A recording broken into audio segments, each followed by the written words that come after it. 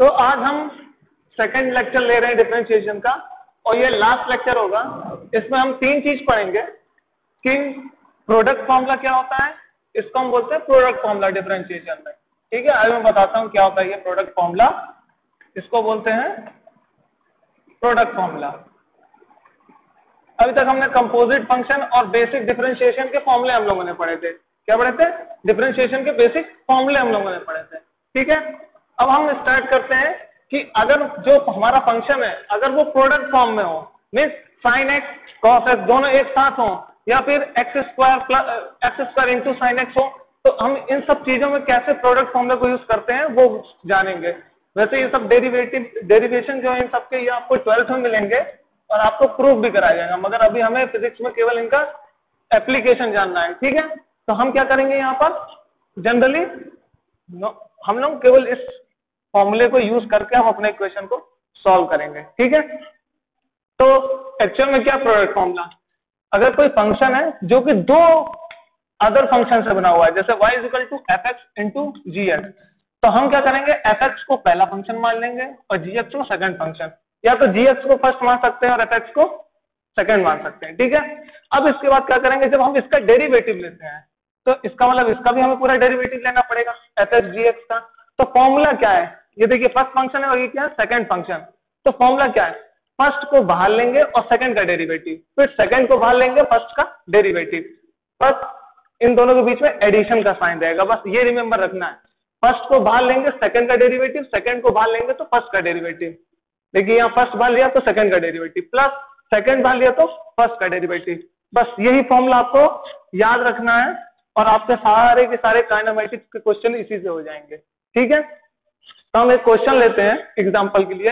ये रहा आपका क्वेश्चन, देखिए ये अलग फंक्शन है, ये साइन का फंक्शन है और ये एक अलजेब्रिक फंक्शन है। क्या है? अलजेब्रिक फंक्शन है। तो हम क्या करेंगे, किसी एक को फर्स्ट मान लेते हैं और किसी एक को सेकंड मान लेते हैं। तो लेट्स सपोज करिए इसको मैंने क्या मान लिया, फर्स्ट मान लिया, और इसको मैंने क्या मान लिया, सेकंड मान लिया। अब प्रोडक्ट फॉर्मूला में मालूम है, फर्स्ट को बाहर लेना है सेकंड का डेरिवेटिव, सेकंड को बाहर लेना है फर्स्ट का डेरिवेटिव। तो हम क्या करेंगे, डेरिवेटिव करेंगे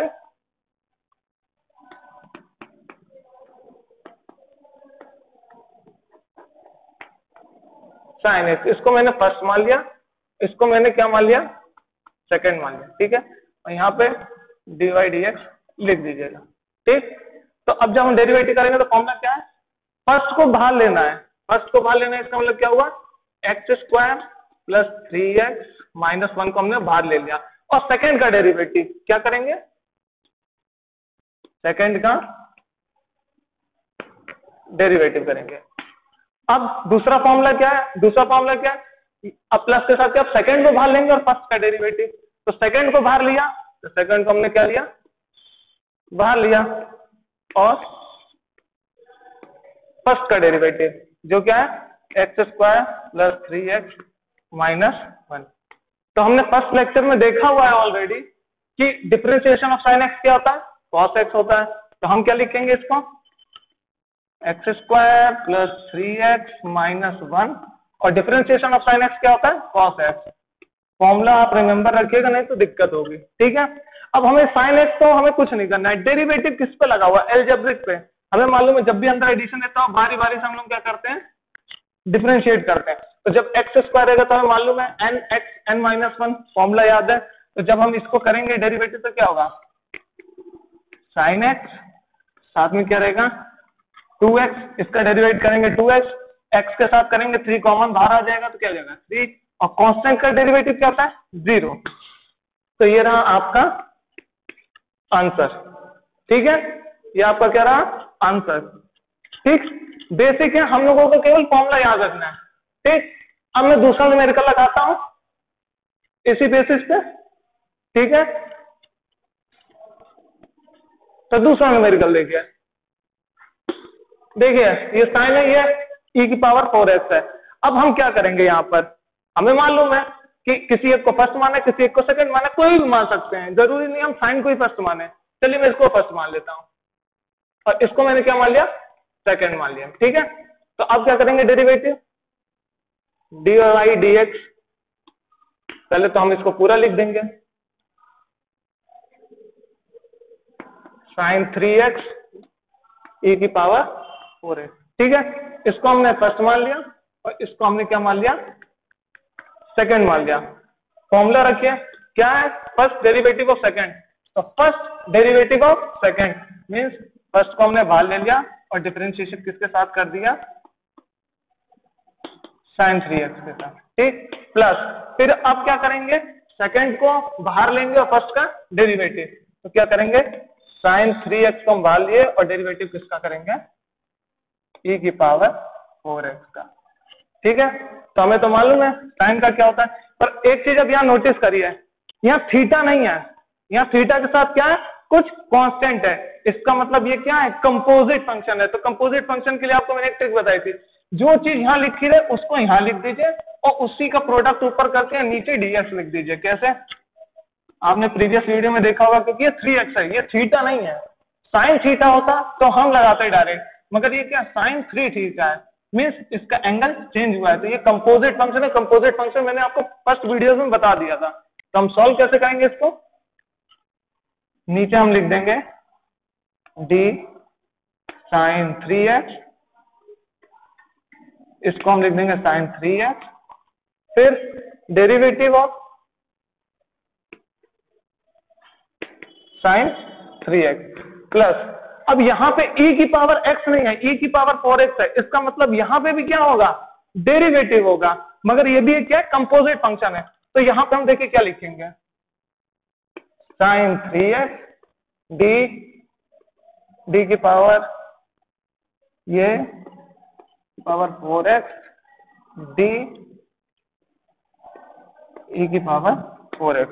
ठीक है, अब हमें मालूम है कि 3x तो साइन का क्या हो जाएगा, कॉस हो जाएगा। क्या हो जाएगा, कॉस हो जाएगा। तो इसका तो मतलब हो गया कि हमें क्या मिलेगा, कॉस 3x। और इसका डेरिवेटिव जब हम करेंगे, सॉरी यहाँ पे साइन की जगह 3 होगा, सॉरी साइन की जगह क्या होगा, 3x होगा। ठीक है, तो जब हम 3x का करेंगे तो यहाँ क्या आएगा, ओनली 3 डेरिवेटिव आएगा। वैसे यहाँ पे क्या है, साइन 3x। अब यहाँ पे अगर हम करेंगे तो क्या होगा, e की पावर 4x हो जाएगा। ठीक, और यहाँ पे 4 आएगा।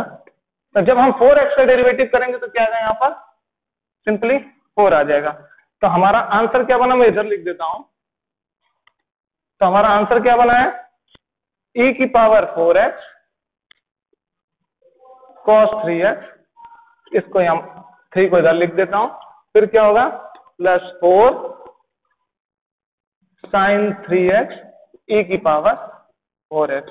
तो ये आपका क्या हो गया, आंसर। तो प्रोडक्ट फॉर्मूला आपको यूज करना आना चाहिए, और साथ में कंपोजिट फंक्शन की प्रॉपर्टी हमने डायरेक्ट यहाँ पे लगा दी है, जो कि हमने पहले आपको पढ़ा रखी है।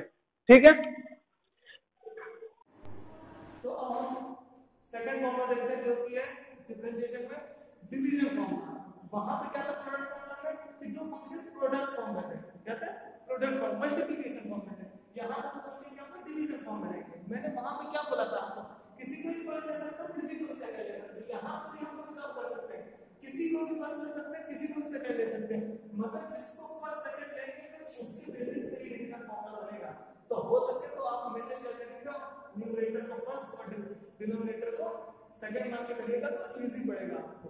ठीक है, तो डिफरेंशिएशन का मतलब क्या था कि वहां पर क्या करते हैं, फर्स्ट डिफरेंशिएशन ऑफ सेकंड, यहां पर जस्ट सपोज करेंगे तो वहां प्लस के लिए नेगेटिव और नीचे कुछ फैक्टर आता है। अब वो देखिए क्या होता है कि अगर मेरा एक फंक्शन है, ठीक है, इसको मैंने फर्स्ट मान लिया, ऊपर वाले को नीचे वाले को मान लिया सेकंड, तो जो डेरिवेटिव लेंगे इसका, तो फॉर्मूला क्या लगाते हैं, डिनोमिनेटर को कांस्टेंट रखना और फर्स्ट वाले का करेंगे डिफरेंशिएशन, सेकंड को बाहर, नीचे वाले को बाहर रखो, ऊपर वाले का डिफरेंशिएशन माइनस, अब ऊपर वाले को बाहर रखेंगे और नीचे वाले का डिफरेंशिएशन, या ऊपर वाले को बाहर रखेंगे, नीचे वाले का डिफरेंशिएशन, और उसके बाद जो नीचे वाला फंक्शन होता है इसका हम क्या कर देते हैं, स्क्वायर। क्या करते हैं, इसका स्क्वायर करते हैं। तो ये हमारा एक डिवीजन फॉर्मूला है। ये सब लिमिट ऑफ कंटिन्यूटी के बेसिस पे डिराइव किए जाते हैं। ठीक है, तो अभी तो लिमिट कंटिन्यूटी आपकी जाने है थोड़ी बहुत, तो आपको वहां मालूम पड़ेगा कि एग्जैक्टली क्या करना है। फिजिक्स में इनकी एप्लीकेशन की जरूरत पड़ती है, ना कि इनकी डेरिवेशन की, कि कहां से डिराइव था। मैथमेटिक्स केवल फिजिक्स में यूज किया जाता है लैंग्वेज, ठीक है, नेचुरल फिनोमेना को डिस्क्राइब करने के लिए हमें एज अ लैंग्वेज यूज करती है। तो आइडिया होता है कि अगर y हमारा एक फंक्शन है जो कि प्रोडक्ट और डिवीजन फॉर्म में, इस फॉर्म में डिवीजन फॉर्म में, तो हम क्या करेंगे इसका ये फॉर्मूला याद रखेंगे, ठीक है। एक एग्जांपल से आप समझिए, मैंने पहले बोला न्यूमरेटर को क्या मानेंगे, बस डिनोमिनेटर को क्या मानेंगे, सेकंड मानेंगे। अब अकॉर्डिंग टू फॉर्मूला से डायरेक्ट पुट करते हैं। तो देखिए पुट करने के लिए मैंने पहले बोला सेकंड वाले को बाहर लेना है, सेकंड वाले को बाहर लेना है, फर्स्ट वाले को डेरिवेटिव, तो बस सेकंड वाला क्या है log x, और फिर डेरिवेटिव किसका करना है, sin x का, किसका करना है sin x का, फिर माइनस साइन, क्या है माइनस साइन, फिर क्या फर्स्ट को बाहर लेंगे सेकंड का डेरिवेटिव, फर्स्ट को बाहर लेंगे सेकंड का डेरिवेटिव, तो क्या होगा फर्स्ट को बाहर लिया और अब क्या किया सेकंड का डेरिवेटिव, ठीक है। और अपॉन होल का हम क्या करेंगे ना, जो नीचे रहता है उसको हम क्या करते हैं स्क्वायर करते हैं, स्क्वायर करते हैं, हम log x करते हैं स्क्वायर करते हैं। अब आपको डिफरेंशिएशन में ये कैसे करते हैं, log x को log x लिखेंगे यार, इसका क्या होगा cos x minus sin x, हमें मालूम है sin x का sin x करना है, तो इसका डिफरेंशिएशन होगा log x का क्या होता है 1 upon x, क्या होता है 1 upon x, but 1 upon x कब होगा, 1 upon x कब होगा जब ये नेचुरल लॉ होगा, क्या होगा नेचुरल लॉ होगा, नेचुरल लॉ मतलब लॉ की या बेस पे ई लिखा रहेगा या कुछ नहीं लिखा रहेगा, तो हम उसको क्या बोलेंगे नेचुरल लॉ है, और जब नेचुरल लॉ होगा तो क्या आएगी 1/x, ठीक है। आपके फॉर्मूले में बहुत सब चीजें मैंने प्रोवाइड पहले करा दी है, ठीक है। जो भी चीज मैं बता रहा हूं उसको लिखिएगा, ये नहीं कि गाने की तरह सिर्फ बस रट दिया, ठीक है, क्योंकि जो बोर्ड पे या एग्जाम में क्वेश्चन ऐसे ही पैटर्न का सेट करूंगा, उनमें भी थोड़े एक क्वेश्चन डिफिकल्ट भी होगा, ठीक है। तो ध्यान से सुनिए, इसे नोट डाउन करिए, ठीक है। तो इसका क्या करेंगे log x का, ठीक, यहाँ पे भी हम आंसर छोड़ सकते हैं और एक और काम कर सकते हैं, यहाँ पर जब log में पावर होती है पावर आगे आएगी। मैट्रिक फंक्शन की हमने प्रोडक्ट रूल पढ़ लिया डिफरेंशिएशन में और डिवीजन रूल पढ़ लिया। अब बात करते हैं पैरामीट्रिक फंक्शन। अब पैरामीट्रिक फंक्शन होता क्या है, इसको मैथमेटिक्स समझ लीजिए, क्योंकि इतना बड़ा है, मैं इसको बस हिंदी में एक्सप्लेन कर दूंगा, मगर फील ले लीजिए, समझ लीजिए कि ग्राफ से कैसे समझते हैं, ठीक है। तो देखिए कोई एक, ये मैंने एक कोऑर्डिनेट एक्सिस की थी जिसमें यहाँ पे x लिखा, यहाँ पे y लिखा, और y मैंने क्या लिखा है, y एक ऐसा फंक्शन है जो किस पे डिपेंड कर रहा है x पे, इसका मतलब x के इंडिपेंडेंट वेरिएबल, x के हम कोई भी वैल्यू लेंगे उस पे क्या कौन डिपेंड करेगा, y क्या होगा डिपेंडेंट वेरिएबल, क्या होगा डिपेंडेंट वेरिएबल, ठीक। और किस पे डिपेंड करेगा x पे, इसका मतलब x क्या होगा इंडिपेंडेंट वेरिएबल, x क्या होगा इंडिपेंडेंट वेरिएबल, इंडिपेंडेंट वेरिएबल, ठीक है। अब देखिए इस पे मैं कोई भी एक कर्व ड्रॉ कर सकता हूं, मैं सर्कल ड्रॉ करता हूं इजी के लिए, आपके ईज के लिए मैं क्या करता हूं एक सर्कल ड्रॉ करता हूं जिसका सेंटर क्या होगा ओरिजिन पे और उसकी रेडियस क्या होगी r। अगर मैं इसकी इक्वेशन लिखता हूं तो आप 11th में पढ़ेंगे कॉनिक सेक्शन में, x square plus y square equal क्या होता है, जब ओरिजिन पे क्या हो सेंटर पे हो, ओरिजिन कहां हो सेंटर पे हो, तो ये सर्कल का इक्वेशन होता है, क्या होता है ये इक्वेशन ऑफ सर्कल, ठीक। अगर मैं अब इस कर्व पे किसी हर पॉइंट पे अगर मैं कुछ लूं तो x और y की कुछ डिफरेंट वैल्यूज आएंगी ना, x और y की क्या आएंगी कुछ डिफरेंट वैल्यूज आएंगी, x की वैल्यू हम मानेंगे और y की वैल्यू ऑटोमेटिक फॉर्मूले में रख के हम फाइंड कर सकते हैं। तो देखिए हर इक्वेशन, ये जो हर पॉइंट अगर मैं इसमें x और y की वैल्यू इस इक्वेशन में रखता हूं तो वो क्या दे देगी मुझे रेडियस का स्क्वायर, मतलब इस इक्वेशन को क्या करेगी वो सेटिस्फाई करेगी, क्या करेगी इस इक्वेशन को क्या करेगी सेटिस्फाई करेगी। तो कोई कर्व में अगर मैं x y लेता हूं अगर वो इस इक्वेशन को सेटिस्फाई कर रही है तो ये जो इक्वेशन हम लिखते हैं, ये जो कर्व का जो इक्वेशन होता है उसी को हम क्या बोलते हैं पैरामेट्रिक फंक्शन, क्या बोलते हैं इसको पैरामेट्रिक फंक्शन, ठीक है। तो ये मैथमेटिकल अप्रोच है, इससे आपको ज्यादा क्लियर रहेगा और थोड़ा विजुअलाइज भी होगा कि हाँ भैया पैरामेट्रिक फंक्शन होता क्या है। नहीं तो इंग्लिश में डेफिनेशन रटने से कोई फायदा नहीं है, क्योंकि मैथमेटिक्स समझनी आनी चाहिए। तो यही चीज मैंने यहाँ पे लिखी है। अगर एक्स वाई क्या है, कोई फंक्शन है एक्स का, ठीक है, be a function and x y is the a point line on the curve. X y क्या कर रहा है, किसी कर्व पे लाई कर रहा है, ठीक है। तो जाहिर सी बात है, अगर कोई कर्व पे कोई पॉइंट अगर लाई कर रहा है तो उस कर्व की इक्वेशन को वो पॉइंट क्या करेंगे, सेटिस्फाई करेंगे। वही चीज यहाँ लिखिए, that it will always satisfy the given curve, ठीक है। तो ये जो एक्स वाई की जो वैल्यूज है जिससे वो इक्वेशन सेटिस्फाई हो रहा है, तो उस वो जो फॉर्म होती है इक्वेशन की, जैसे इक्वेशन की यहाँ पे क्या फॉर्म थी, x square plus y square is equal to r square, equation of circle. तो जो इक्वेशन ऑफ सर्कल है वो मेरा क्या कहलाएगा, पैरामेट्रिक फंक्शन ऑफ कर्व। वही चीज यहाँ पर है, ठीक है, वही चीज यहाँ पे लिखी है। The values of these x and y if given in the form of equation then equation are called parametric function. तो वो जो मैंने एक्स वाई लिखा था पॉइंट, जो एक्स वाई लिखा था, तो वही एक्स वाई के ही फॉर्म में अगर कोई इक्वेशन आ रही है, तो देखिए अगर मैं ये कर्व था, यहाँ पे मैंने एक्स वाई लिखा, अब इस एक्स वाई के फॉर्म में मैं अगर इक्वेशन लिखूंगा तो ये लिखूंगा ना, x square plus y square equal to r square, ये तो सर्कल का इक्वेशन होता है। तो ये जो इक्वेशन लिखी किस फॉर्म में, एक्स वाई के फॉर्म में, वही मेरी क्या कहलाती है, पैरामेट्रिक फंक्शन। तो ऐसे फंक्शन को क्या बोलते हैं, पैरामेट्रिक फंक्शन, ठीक है। इतना क्लियर हुआ। अब बात करते हैं कि अब पैरामेट्रिक फंक्शन का डिफरेंशिएशन क्या होता है, ठीक। रटने के लिए तो आप ये कह सकते हो कि सर dy dx को अवयव कर दीजिएगा, dy dt और dx by dt, ये फॉर्मूला है, डायरेक्ट वहां रखेंगे हो जाएगा। मगर एक्चुअल में किए क्या है, ठीक। ये सपोज करिए कि जो x है वो किसी t का वेरिएबल है, मीन्स जैसे जैसे t चेंज करेगा वैसे वैसे x चेंज करेगा, मगर फंक्शन कुछ भी हो सकता है, फंक्शन कुछ भी हो सकता है, मगर उसका जो इंडिपेंडेंट वेरिएबल है t है वो सेम रहेगा, ठीक है। तो x किस पे डिपेंड कर रहा है, t पे, मगर फंक्शन क्या है, अलग है, ठीक है। y किस पे डिपेंड कर रहा है, t पे, देखिए x भी t पे डिपेंड कर रहा है, y भी t पे डिपेंड कर रहा है, मगर फंक्शन क्या है, एक में fx है और एक में एक में ft और दूसरे में gt है, मतलब एक में cos t हो सकता है, एक में sin t हो सकता है। तो फंक्शन तो अलग है, मगर डिपेंडेंसी किस पे है, t पे है, ठीक है।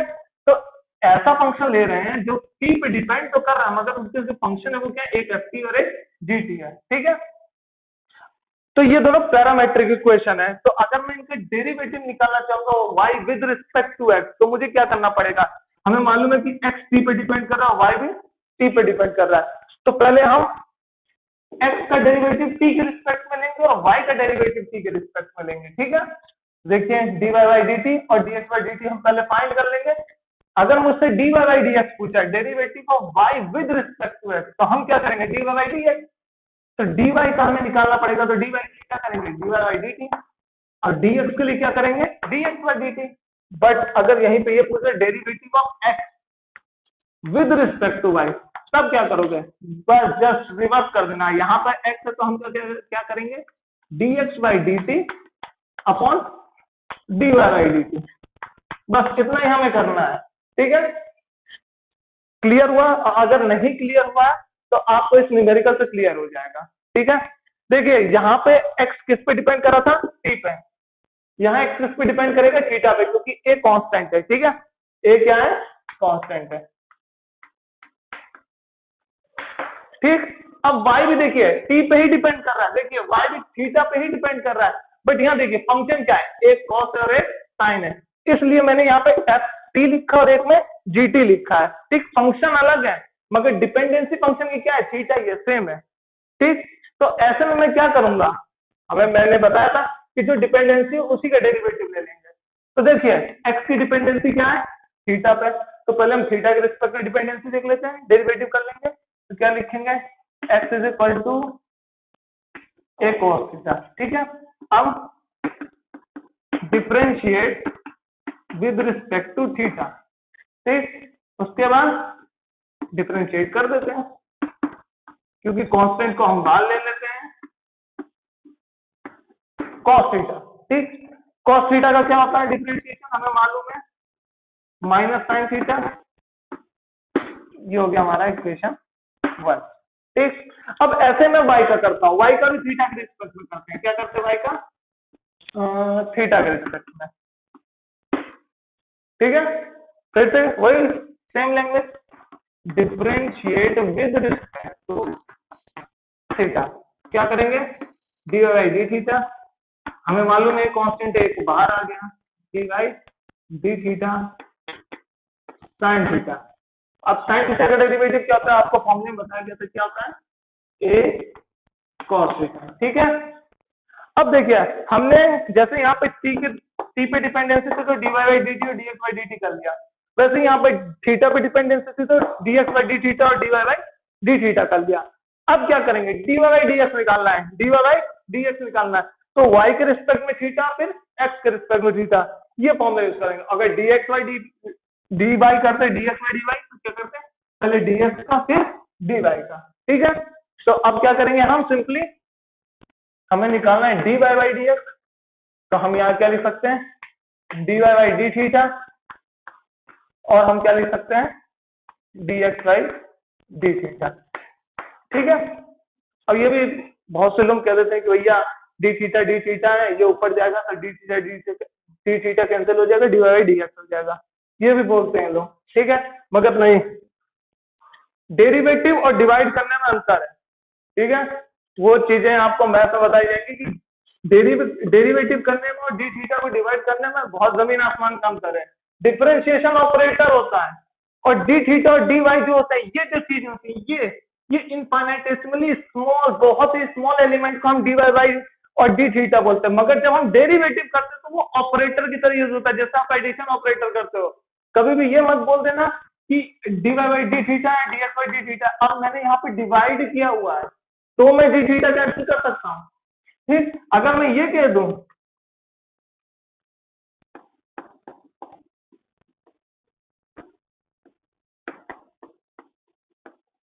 अब देखिए यहाँ पर y किसी का फंक्शन होगा थीटा का, अब z किसी का फंक्शन होगा, अब मैं इसको नहीं डी थीटा कर सकता क्योंकि अब ये ऑपरेटर हो गया है।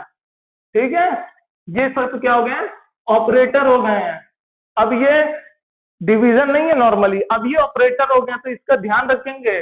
स्पेशली हमने डी बाई डी थीटा लिखा, मतलब डिवीजन फॉर्म में लिखा, ऑपरेटर नहीं लिखा है। ठीक है, तो ये थोड़ा ध्यान रखिएगा। ठीक, मगर बायो वालों के लिए तो ये है कि सिंपली आप क्या करिए, ऐसे याद रखिए कि D Y by D x और डिपेंडेंसी वाई और एक्स की अलग है, तो उनका डिफरेंशिएट करके डिवाइड कर दीजिए। पर डिवाइड कैसे, d Y by D x पूछे हैं तो ये, और D x by D t पूछे तो क्या, एक्स है तो एक्स का डेरिवेटिव लिख दीजिएगा, वाई का डेरिवेटिव डिवाइड कर दीजिएगा। ठीक है, क्योंकि मैथ वालों को थोड़ा डिटेल में पढ़ाया जाता, मगर बायो वालों का ज्यादा इसमें काम नहीं रहता, मगर फिजिक्स से भैया पढ़ना तो है ही है। ठीक, तो क्या हुआ, d Y by D theta क्या होगा, ए कॉस थीटा, लिख दो ए कॉस थीटा, और D x by D theta क्या होगा, माइनस ए साइन थीटा। तो ए से कैंसिल हो गया, कॉस अपॉन साइन क्या होता है, कॉट, ये माइनस है तो क्या हो जाएगा, माइनस कॉट थीटा। ठीक है, और ये रहा आपका आंसर। ठीक, तो ये थे पैरामेट्रिक फंक्शन, और इसका एक एग्जांपल कर लिया। अब आप ऐसे क्वेश्चन जितने भी हो वो कर सकते हैं, और इसी के साथ आपका डिफरेंशिएशन जो है वो खत्म होता है। अगली बार से हम लोग इंटीग्रेशन शुरू करेंगे। ठीक है।